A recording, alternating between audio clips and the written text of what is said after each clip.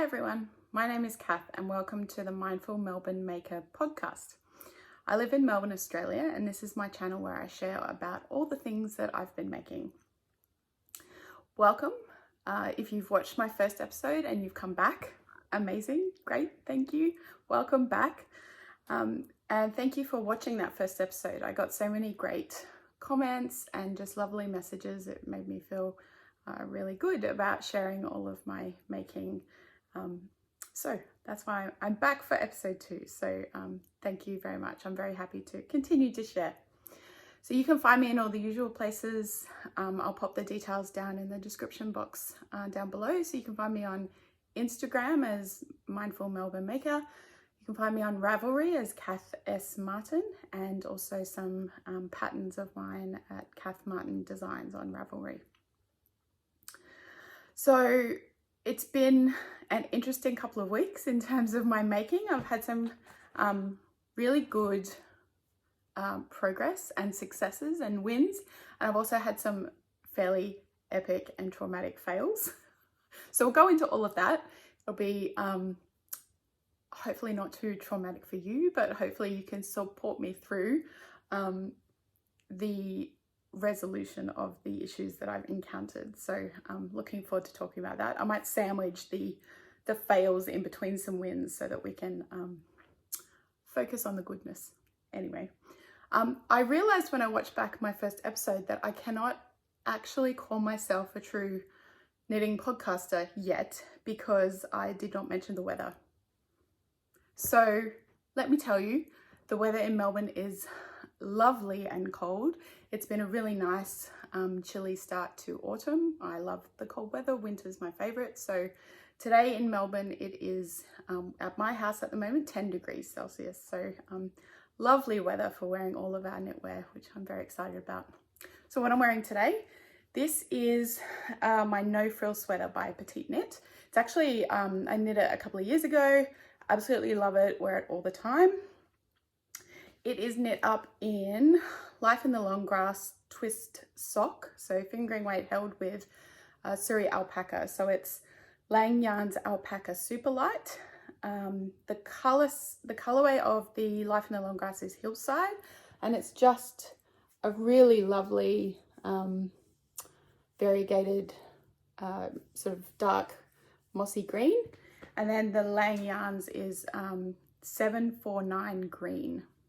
So I got those yarns from Little Woolly Makes yarn store in Victoria, and I knit it to pattern. There's nothing that I did differently, and it just fits really well. It's really soft, really comfortable, and extra warm. So that's a good one. Highly recommend this pattern.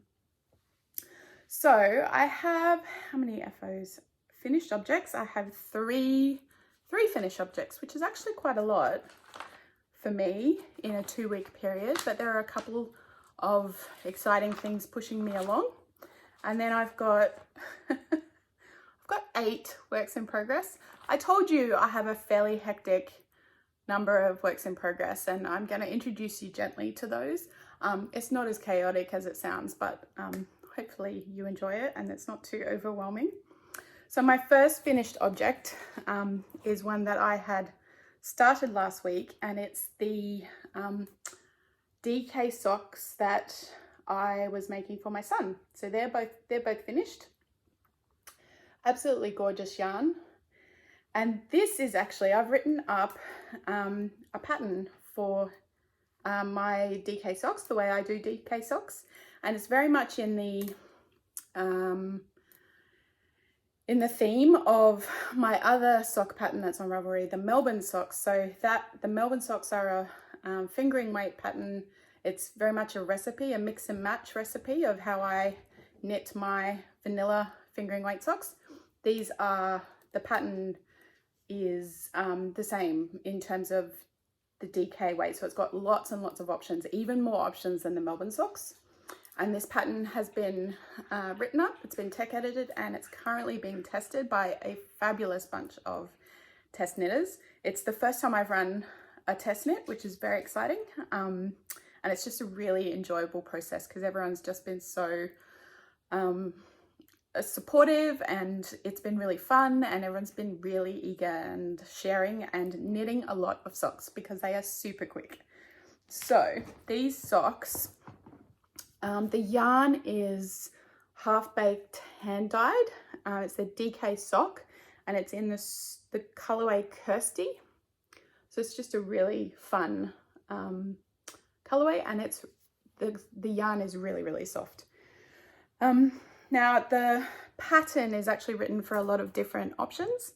So on these socks, it's a DK weight yarn, but in the pattern you can also hold a strand of fingering and a strand of mohair, or you can hold 2 strands of fingering to get the gauge. So there's lots of options with the yarn.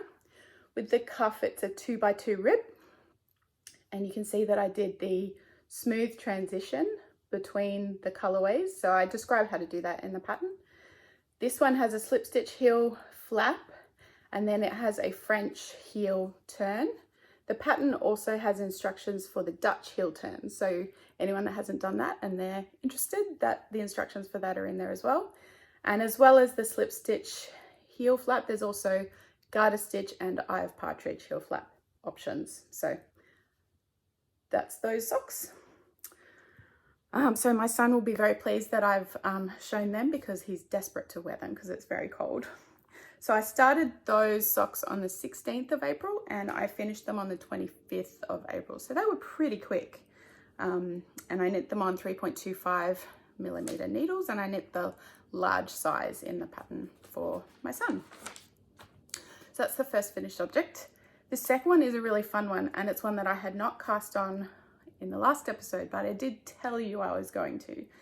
So there's a mystery knit along that's run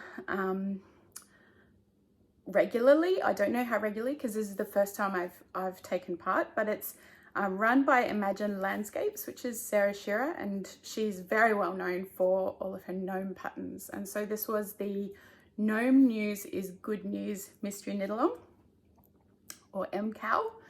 And so I think the reveal has been, but if you're knitting it and you're wanting to keep it a mystery, maybe look away for a moment.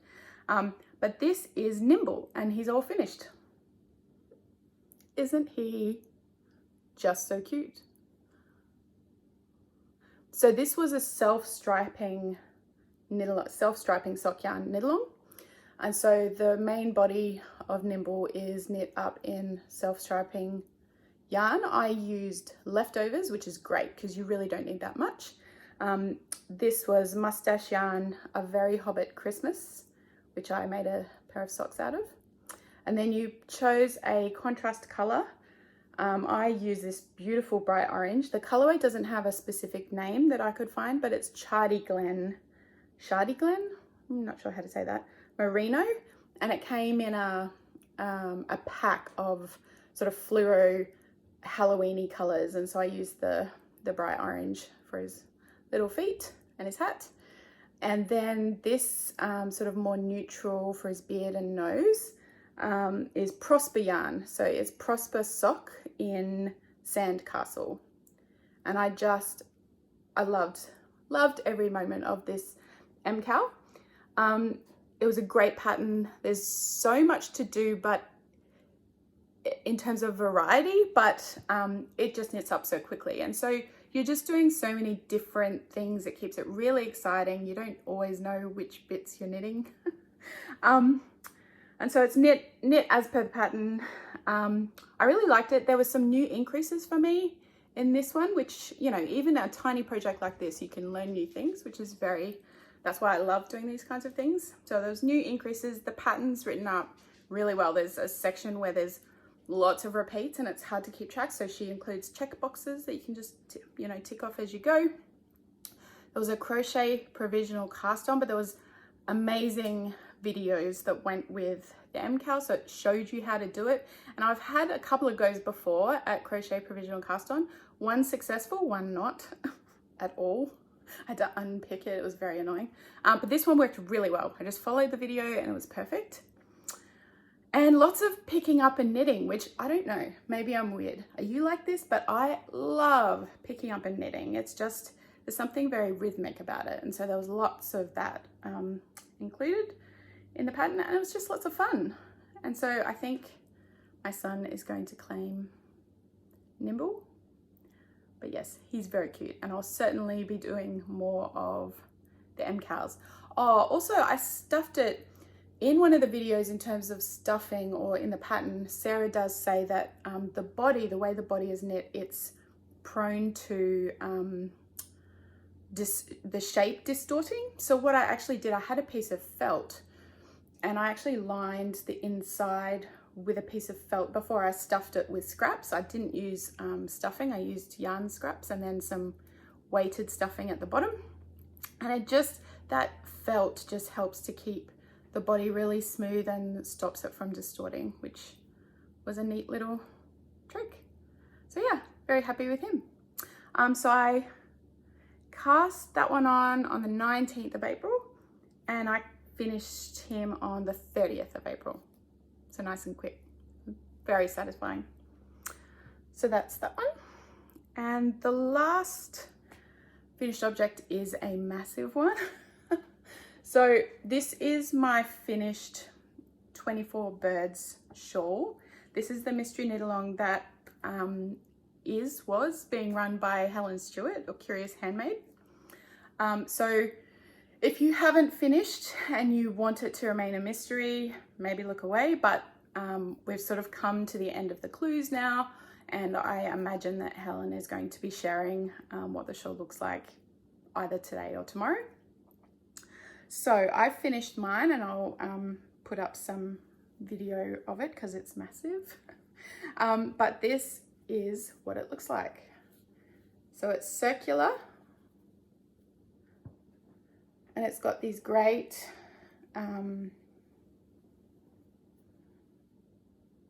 this great edging, and it's all lace. So it was lots of fun to knit.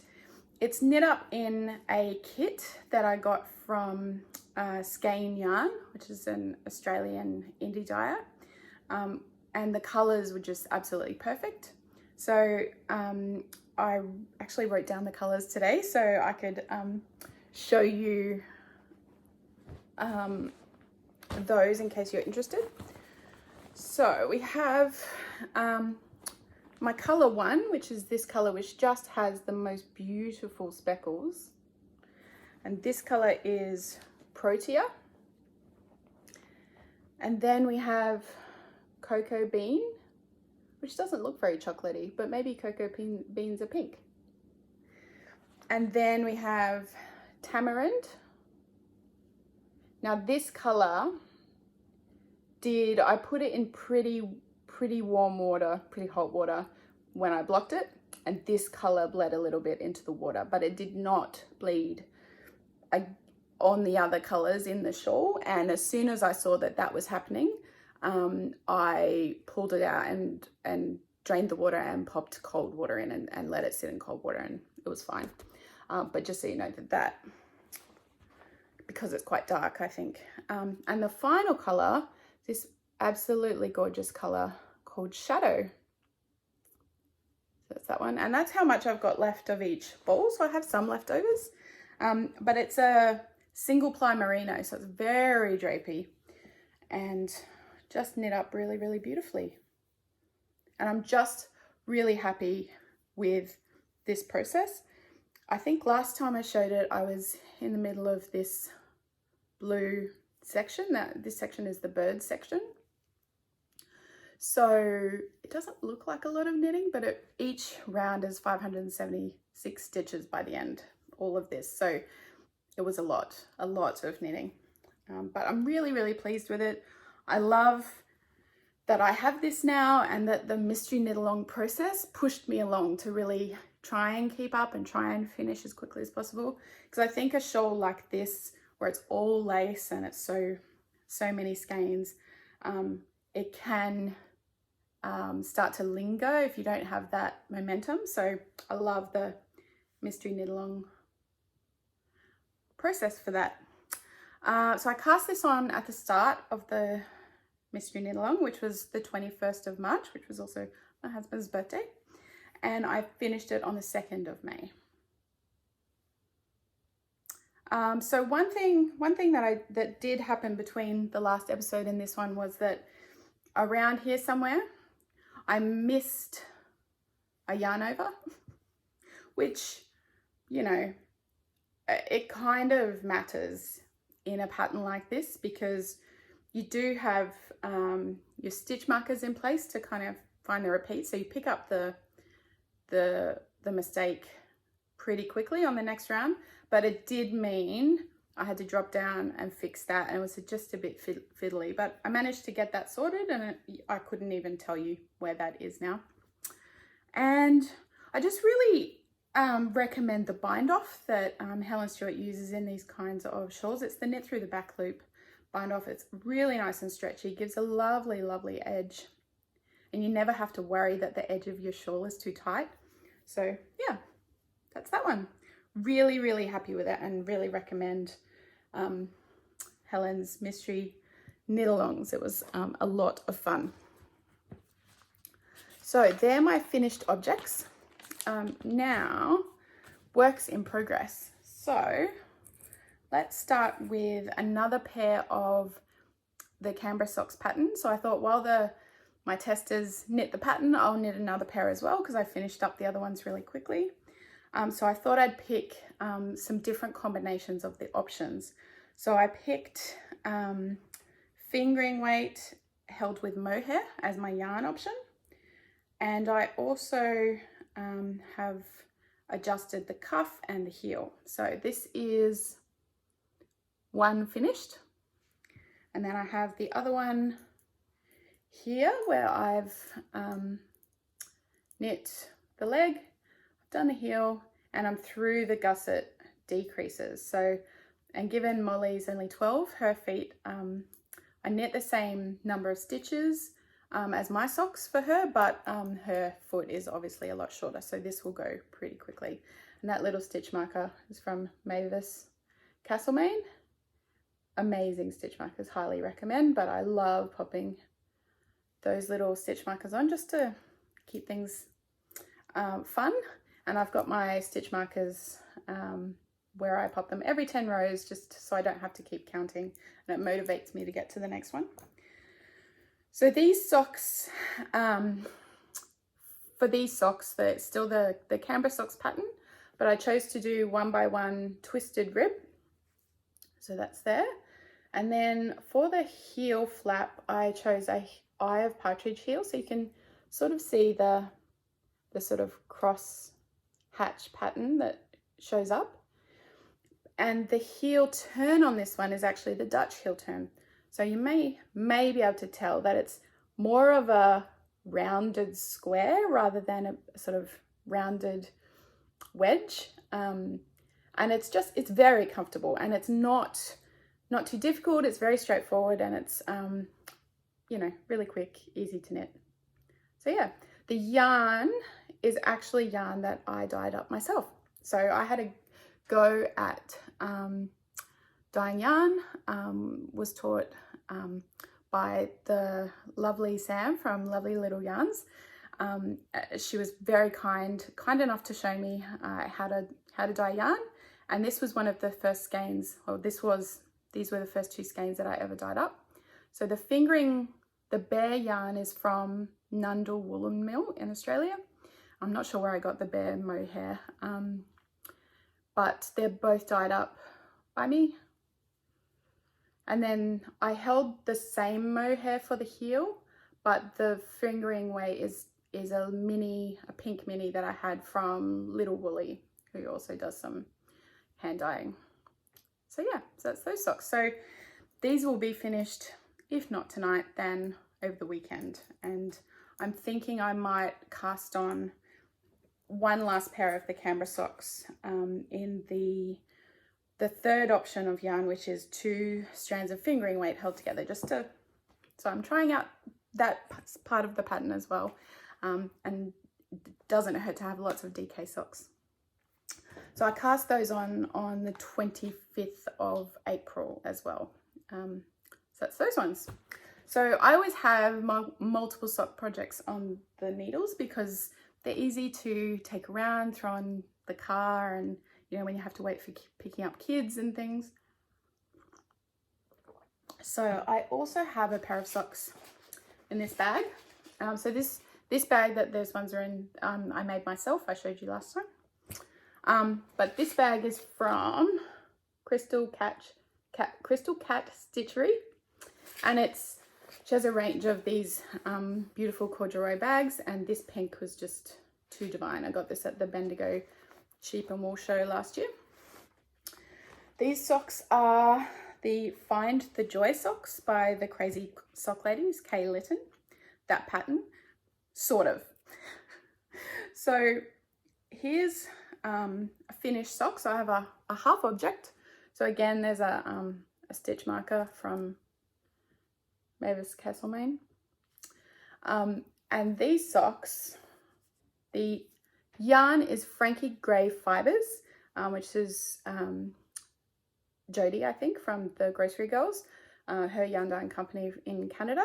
And this colorway is Lover, and it's inspired by the Taylor Swift album Lover, which I think you'll agree that colorway is pretty spot on.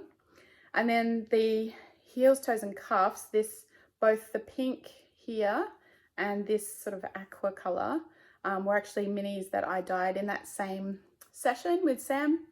I dyed them myself, and they just happened to match perfectly with this colorway. So the pattern, I followed the Find the Joy socks pattern for the leg, but I didn't really find my joy. It's a great pattern. The yarn's beautiful. I'm sure it would have made a lovely pair of socks, but the pattern, the way you do the pattern was just, I found it at the time just a little bit fiddly, and what I really wanted was stockinette socks to knit on.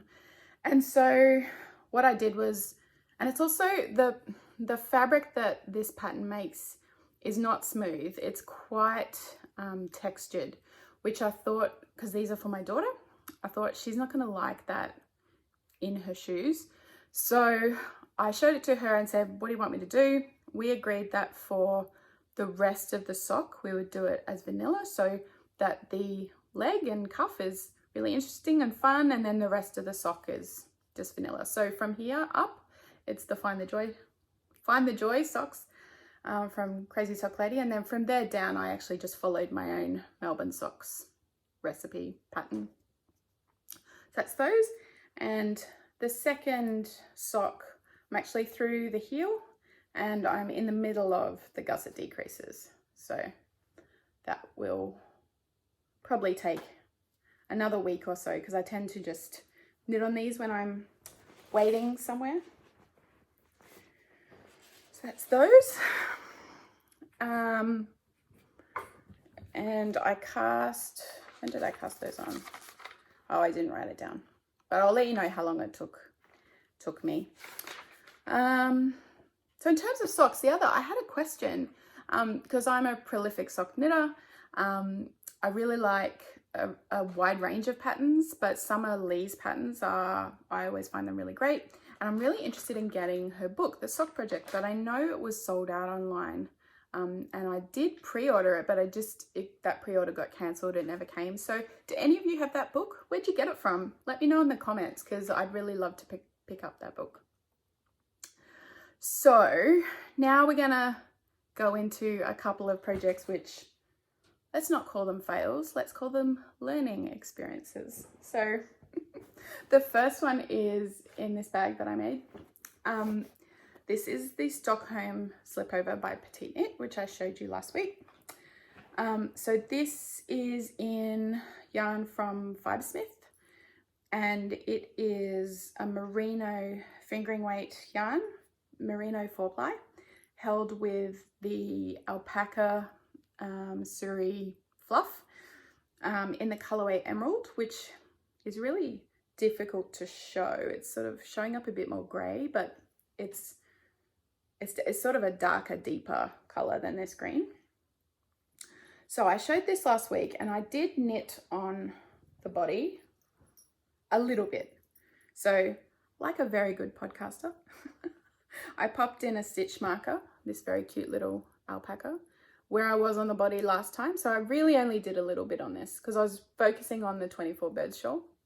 But what I thought I would do, clearly wasn't in a great headspace to do so.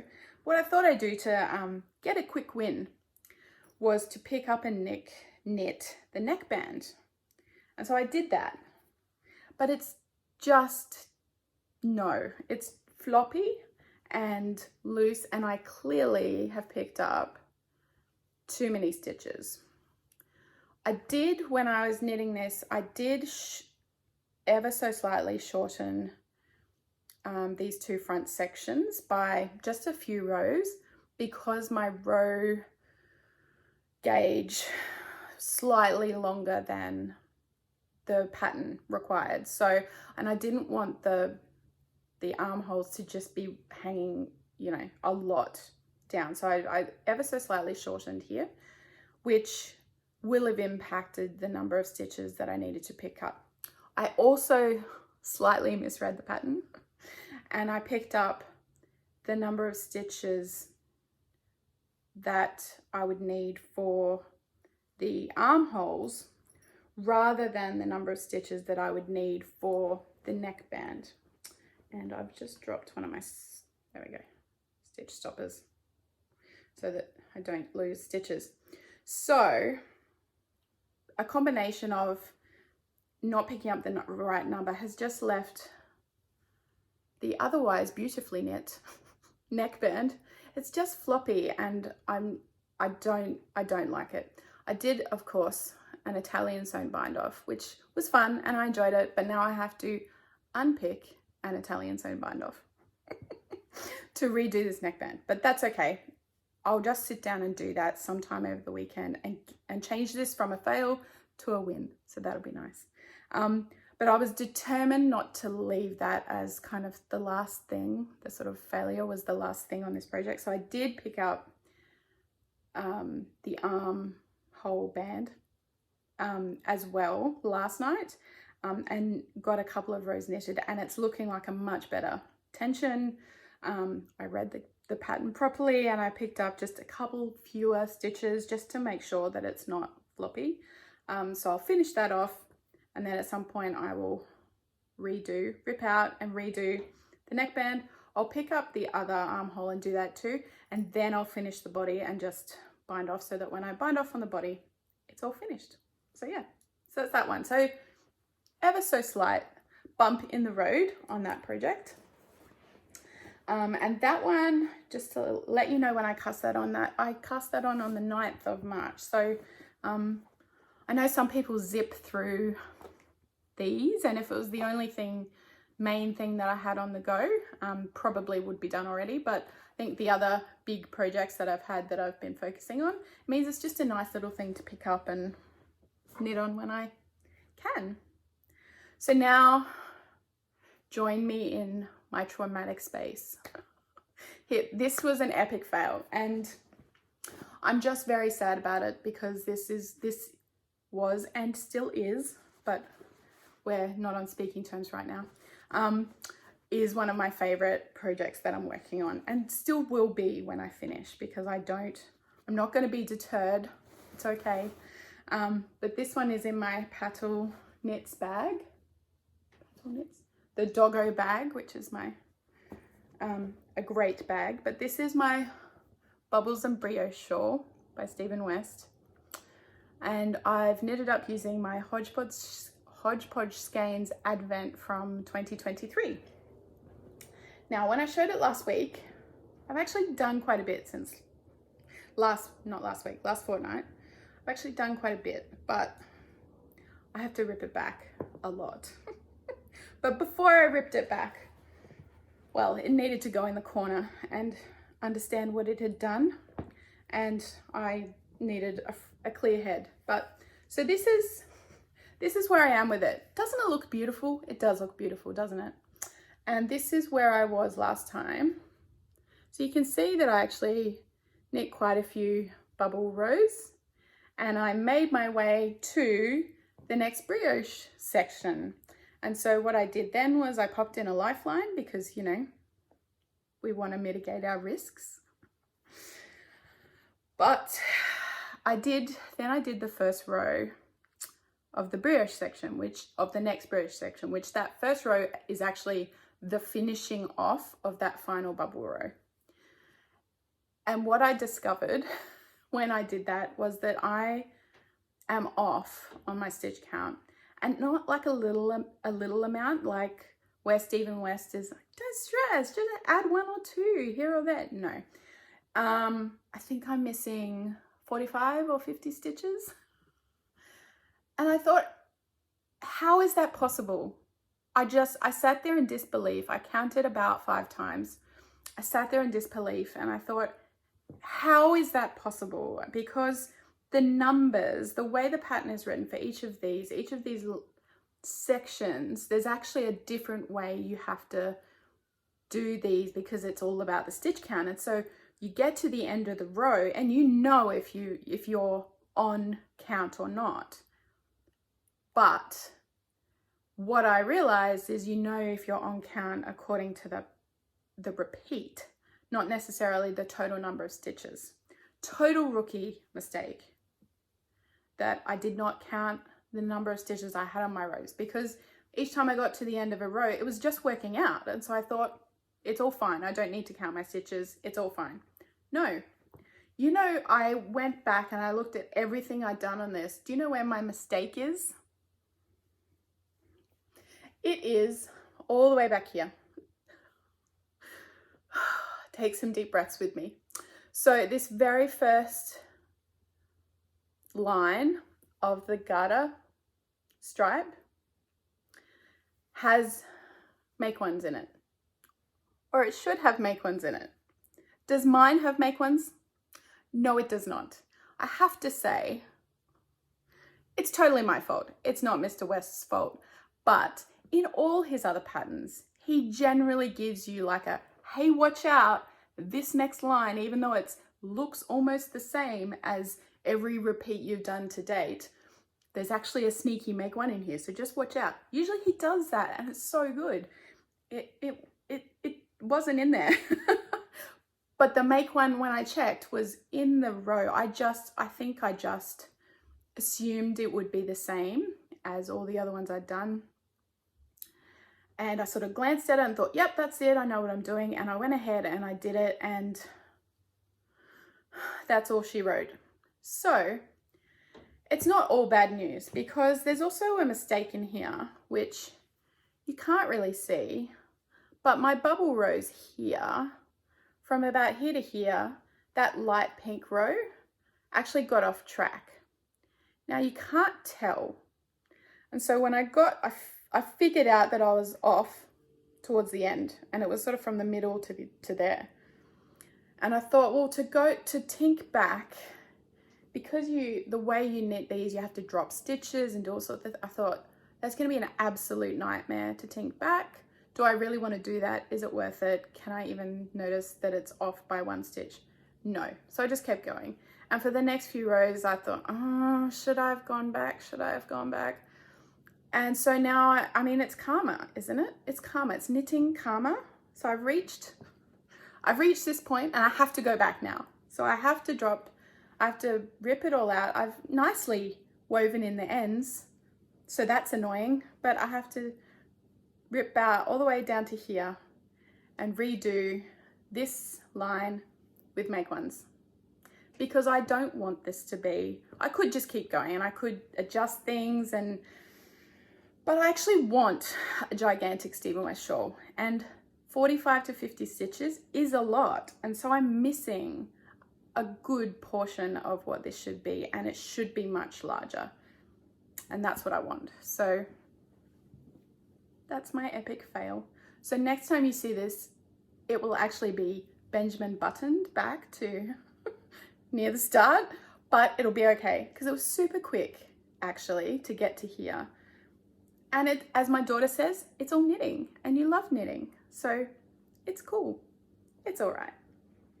So anyway, that is my bubbles and brioche. Just take a few moments with me. And of course, if you've got any suggestions or thoughts on a better way to fix it other than ripping back more than half, do let me know, but I think it's the only way. It's okay. These things happen. I do love Stephen West patterns because even when you make mistakes and you just learn so much, you learn a lot. So that's good. So my fifth work in progress, flying through, my fifth work in progress is my half and half triangles wrap in this bag that I made. And I showed this last time. I have done a lot. It doesn't look like it, but I have done a lot. And I wanted to show it because I said last time, I really want to be held accountable. I want that pressure to finish because that's the only thing that's going to get me over the line with this absolute beast. So this, as I said last time, I'm knitting this in the called for yarn, which is linen quill, in pink pop and dark denim, which are beautiful colors. They're lovely. As I said, this color is a lot thinner than this one, but we'll see how it blocks out. Hopefully it's good. I have another, I'm clearly a fangirl, Mavis Castlemaine stitch marker. This is where I was the last time I podcasted. So as you can see, I've done a heap, but also as you can see, I still have quite a lot to go because these rows just get longer and longer and longer. But I think last time I had about 80 something stitches left to pick up. And this stitch marker here is my motivating point. So this stitch marker is at 50. So there's 50 stitches along here and then there's about 10 here. So I'm down to 60. So I got maybe 25 rows done, which was a lot of knitting. I cast this on actually, now I'm revealing all, the 1st of January 2023. This is how long this takes. But it was actually part of a knit along run by Madeline of Mad About You. So she has a podcast, go check her out. It's really great. But she ran a MKAL last year to get one of these knit and she finished and it's fabulous and a bunch of other people finished and I didn't. That's okay. We're going to finish now. So that's when I cast it on. This one we've been watching a few really good shows. One that we just finished last week that's on Disney Plus is Shogun. Fantastic, highly recommend. But it has a lot of Japanese speaking in it. It's a really, really great show, but you have to pay attention to the screen. So you really, really need, I couldn't be knitting on my 24 birds lace or anything because you have to be watching the subtitles. So this was perfect and I knit on this quite a lot during that. So I need to find another show that I need to pay attention to so that I can finish it off. Maybe let's say a goal for next time that maybe I can halve that and have that much left. That would be great. So yeah, that's my half and half triangles wrap by Pearl Soho. I don't think I said that, but so we'll pop that in there. So I wanted to show a whip that I didn't show last time, but I cast it on a while ago. It's actually huge and it's in this Yarn Whisperer bag that's from Lovely Little Yarns that I've mentioned before. Now, unfortunately for us, Lovely Little Yarns is no longer open. Sam's no longer dying, but she, fortunately for her, moved on to a fabulous new journey in floristry and she's doing really well, I think. But this bag is absolutely perfect because it's just massive and big enough for blankets, which I love. So this pattern or this project is my Cozy Comfort Throw, which is a pattern by Molly of A Homespun House. I am using my 2023 Advent from Knit or Dye, which is an Australian indie dyer. And it was a rainbow Advent. So I thought, oh, well, that's perfect for this blanket. I'm holding the fingering weight double with a bare yarn on a cone from Nundle Woollen Mills in Australia. So I've got a couple of these. I'm getting pretty low on this one, so I'll probably have to join the next one before I finish this blanket. But there's always lots of threads. It's a great project. Lots of fun. It's just relaxing garter, and it's big, nice and big. So you can see the rainbow. So I'm up to the blues, but before that was greens, yellows, oranges, and reds. And it should go through. I think there's purples and pinks and other colors that it goes through. And we'll see how big it gets when I've finished all the advent colors, whether I want to add any other minis in that I might have just to make it a bit bigger. But I think, yeah, so the dark blue that I've just joined, you can just see there's a row of darker blue. That's color 18, so day 18 in the advent. So I think there's, what's that, 6 minis still to add in. So I think it'll turn out to be a really decent size throw and just very bright and happy, which I absolutely love. And I'm knitting that according to the pattern, except I am slipping the 3 edge stitches with yarn held in front, which just gives you a nice I-cord edge. I didn't cast on with an I-cord. I know lots of people do that, but I don't mind the cast on edge as it is with the I-cord. And so I think what I'll do is I'll just cast off, giving a similar edge, and then they'll just have the 2 I-cords on the side, because I think it actually looks quite nice like that. So yeah, so this one I cast on the 1st of December. So this was one that I was actively working on in December last year. And I got through quite a bit in December and in January. And then I tend now to only pick it up when I just want something mindless, just to sit in front of the TV and knit on. It's very, very big now, which is, you know, problematic for it being a little bit more easy to take around. But yeah, it's a great pattern, and I highly recommend. So my 7th work in progress is, I thought I'd show you a couple of scrappy blankets. The first one is the one that I showed you last week in my little crochet basket. So this is the DK Jelly Roll. So it's the Jelly Roll blanket by Kay Jones of the Bakery Bears, and I'm knitting it in DK weight yarn. So it's true DK. I'm not holding 2 strands of fingering, but I do have that option if I run out of DK scraps.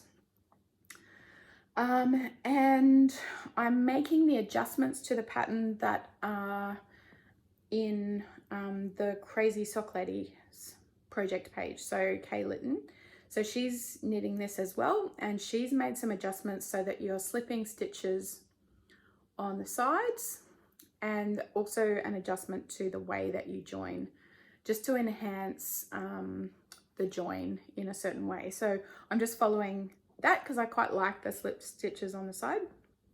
So I think last time I had just knit on the first strip, and I put, again, Megan from Mavis Castlemaine. I have many things from Megan. And how good is this? Is it a skull? Is it an acorn? It's fabulous. But I popped that in to show you where I was last time. So I knit another color, and then I popped it on this big stitch holder because I know I want to make it a bit longer, but I also wanted to get onto the second strip and start to learn how to join them and get into the rhythm of that. And I can always come back and add length to things. But how good is this color? So this is Maximu. I don't know the colorway, but I know this one's Maximu. And then I started the second strip, which is here. And I've knit all of that. And so that's the join there. You can see it's quite a clean join because it is actually on the front of the blanket. It's on the top. So this is what you see. But yeah, it's just really lovely and clean. And these colors, so this is, I think, hedgehog fibres, and I think one of these is spun right round. And all three of those dyes are very much my vibe. So I love adding in their stuff. And the yarn, a lot of this yarn that's going in is actually from a sort of scrappy DK advent that I have gotten the last couple of years from Little Woolly Makes yarn store, where Julie puts together a selection. You get to try lots of different dyers, which I really enjoy. I don't know if I'll get that one this year, but that's where I'm up to with the second strip. So that one's a lot of fun. I really like that one. It grows quite quickly because it's DK. I really enjoy just picking that up. It sits by my bed. So if I'm in bed watching podcasts, so I can knit on that blanket. And I cast that one on the 5th of April. So we'll see how quickly that grows. So this is my last work in progress that I'm going to show you. This is my Coziest Memories blanket. I think everyone has at least started this blanket or knows someone who has. And it's by Canberra. I'll double check that. It'll be on the screen. But I've just knit it as per the pattern. My squares are 23 by 23, which is according to the pattern. And I'm knitting it on a 2.75 mil needle, which I assume is the pattern. The only modification I'm making as I knit to the pattern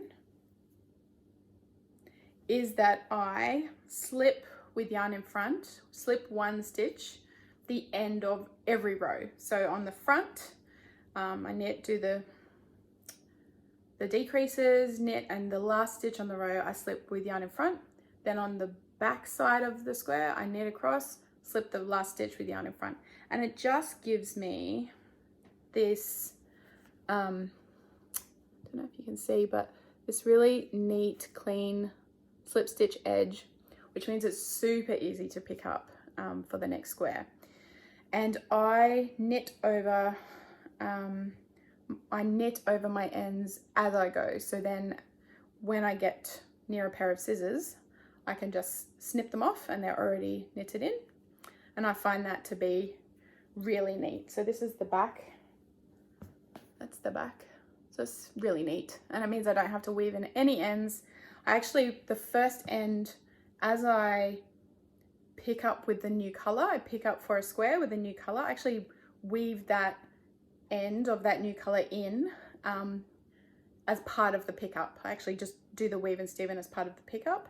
And then on the second row, I weave in the old end from the previous square. And then they're both woven in and it works out really well. And it's actually not a bad size. I cast this on in 2022 and it's very much my slow fingering weight, scrappy blanket project. It will be, probably on the needle for years, but it's a lot of fun. And I just love most of the squares in here are leftovers from projects, socks, jumpers, lots of other things. And so I can look at it and remember all the things that I've knit. So yeah, so that's my Coziest Memories. So I definitely won't show that every time because it doesn't progress very quickly, but it's in another crochet basket that I made. So from the last episode, I had so many great comments, which was fabulous. Thank you so much, everyone. But there was actually a question in one of the comments that I thought I would answer as part of this episode. So in the last episode, I showed the pair of socks that inspired my Melbourne socks pattern. So this is a Freckled Whimsy Advent from last year, 2023, that I knit using the Melbourne Socks pattern before it was written up, but that's how I do my plain socks. 2x2 rib and an afterthought heel.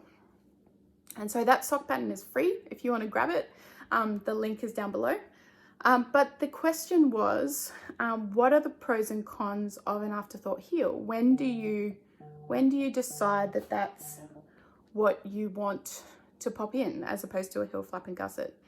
And so I can't speak for everyone, and I'm certainly not the oracle on sock knitting, but I can certainly speak to when I choose to do an afterthought heel. And so there's a couple of scenarios. So one is when there's self-striping yarn and you are really feeling quite particular about not interrupting the striping pattern width. So a heel flap and gusset, when you pick up the gusset stitches and decrease, these stripes would be slightly thinner. Sometimes it's not too noticeable, but sometimes it is. And you might just not want to interrupt that. There might also be a color pattern or a texture pattern that you don't want to interrupt. So if you're wanting to just knit a tube so that whatever you're knitting isn't interrupted and then go back and pop in a heel later, then the afterthought heel is perfect for that. The other reason why you might want to select it is if you don't know who you're going to give the socks to. So if you're knitting it for someone else, but you don't know who you're knitting it for yet, you can just knit a tube and then you can pop the heel in. Once you've finished the toe, you can work out who you're going to give it to, work out what their size is, and then pop the heel in where it needs to go. So you can actually change the size of the sock that you're knitting just by where you put the heel in. And you can do that at the very last minute. So if you don't know who you're knitting for in terms of gift knitting, or in the case of an Advent sock, if you don't know how long the color repeats. So this sock has 24 stripes. You knit one stripe each day in December in Advent before Christmas. And if you don't know, if you don't want to sit and do the maths, work out, okay, well, how many rows is each stripe, and therefore how many rows is a full 24 repeat going to be, and then how many rows do I need for my foot? If you don't want to do any of that maths, which I certainly did not, I just wanted to knit, do my tube, do the toe, and then work out where I needed to put my heel. So I did it that way for that reason for this sock, so that I did not have to math in December. I could just knit a tube, pop in the toe, and then work out where to put my heel later. So I hope that answers your question about when you might use afterthought heels. The other thing, actually, speaking of afterthought heels, there is the option for that in the Canberra Socks as well. So there's a lot of heel options, and that pattern, the test for that pattern is due to finish up in sort of mid to late May. So the pattern will be out after that, and hopefully you all enjoy it.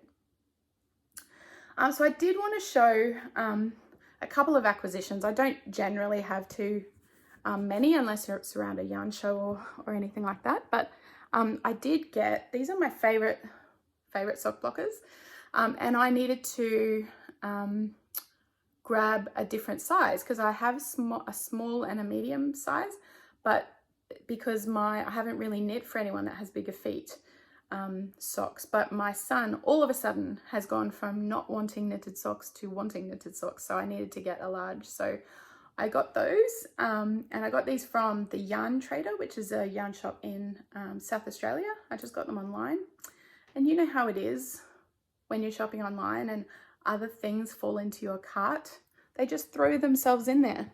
So I also picked up this lovely book from Liner Publishing, so Knits from the LYS, which is local yarn shop, store. Who knows? Tell me in the comments. But it's a whole bunch of patterns from Espace Tricot, which I really love their patterns. A lot of them are free, which is fantastic. And I just thought I love the feel of these books and the photography, and they're just lovely sort of coffee table books, and really collecting knitting books is its own hobby. You don't need to be forced to use them. But yes, I got that one, so I'll enjoy having a look through those this weekend. But the other thing I wanted to show you was I'm in a mystery yarn club run by Ash and Eve Designs, which is an Australian indie yarn dyer. And I recently was very excited to nab one of Susan's, who's the dyer, one of Susan's advents for this year. So I was lucky enough to nab that one, and also the Louie and Lola advent from Karina. So I'm over the moon because those two were on the top of my list for my advents for this year, and I managed to grab both of those. So I'm very excited. But I'm in the Mystery Yarn Club, the Baby Dragons Mystery Yarn Club for Ash and Eve, and that she has the cutest little inspiration pictures that go for each month. And the picture and the yarn for April has come, so I thought I'd show you that because they're just beautiful. And the base that I have got is a merino cashmere nylon, so it's 80% merino, 10% cashmere and 10% nylon, which is just so soft and beautiful. So I'm very much looking forward to using this yarn in some sort of shawl, because it'll just be really, really lovely. So I'll show you the April colorway. So if you don't have that and you're waiting for it, look away. But this is the yarn here. Isn't it just beautiful? So this colorway is called Ember, and it's the April, and it comes with a little stitch marker, which is so cute, and some stitch stoppers, which I love. I use these on every project. I always get really stressed watching podcasters that are just flinging their projects about without stitch stoppers on them. No stitch stoppers. And I thought, well, because I have that Mystery Yarn Club. I've had it for the whole year, so I thought I'd also show you the colorways that have come throughout the year. So this one is from January. This colorway is Blaze. Isn't that beautiful? Look at those speckles. This one is February. Look at those blues and teals and greens. And this one is Spark. And then you'll be sensing a theme. This one, this one is March. And the colors are just gorgeous.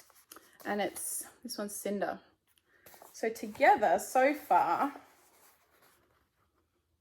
they're just beautiful. So I'm going to see what the next 2 months are like. But what I'm imagining is actually using this in a really big Stephen West shawl, something like the fragmentation shawl, or something where you need sort of 6 or 7 skeins and you sort of repeat them, but so they're different colors, but because they're all in a very similar theme, I think they'll look really good. That's my thought anyway. But if you've got any suggestions for what I could use this super soft yarn for, let me know, because yeah, it's very lovely and special. So those were my acquisitions. As I said, I picked up those 2 advents as well. I might have also got another one, which was the 111 windmills. No, 111 windmills. Lisa, who is a maker in Australia, but she makes notions and really cool stitch markers and lots of sort of knitting accessories. And I haven't had one of her advents before, and so I got the advent which focuses on the stuff that she makes, because I thought it'd be a nice companion advent that doesn't have yarn in it. So that was my thought. And the last thing is that I will be heading, I think there's a little yarn show in Victoria on the 11th of May. It's being run by the Black and Coloured Sheep Growers Association, I think. And so they're having a wool and fibre day in Bullengaruk.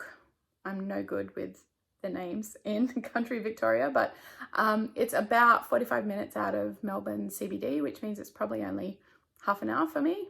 And so it'll be good. I've already seen that there'll be a few makers at that show, which I'm excited to see. So Half Baked Hand Dyed will be there, so I can stock up on some more self-striping sock yarn. And I think also Owl of Athena, who's an indie dyer in Australia as well, will be there. So looking forward to that outing. Should be nice to see people there. So if you're there, come and say hi. It'd be good to catch up. But otherwise, oh, I also had one more thing. When I did try out the indie dyeing, I had a bunch of skeins where I threw all my favorite colors on there. And so this is one of those skeins, which is, so this is 100% merino. The bare yarn is from Nundle Woollen Mill, so it's really, really soft and lovely. It doesn't have any nylon, it's not sock yarn. It's it'd be great for a one skein shawl or a hat, a muscle burrow maybe, something like that. And I thought that I've got a couple of these, and I thought, well, as a thank you to everyone for watching the first episode and commenting and saying such lovely, lovely things, I'd like to give this to someone through this episode. So a bit of a giveaway. Now, I'm sure the bots will come and get us, but I will announce the winner in maybe not the next episode, but the one after that, just to give people time to watch the episode.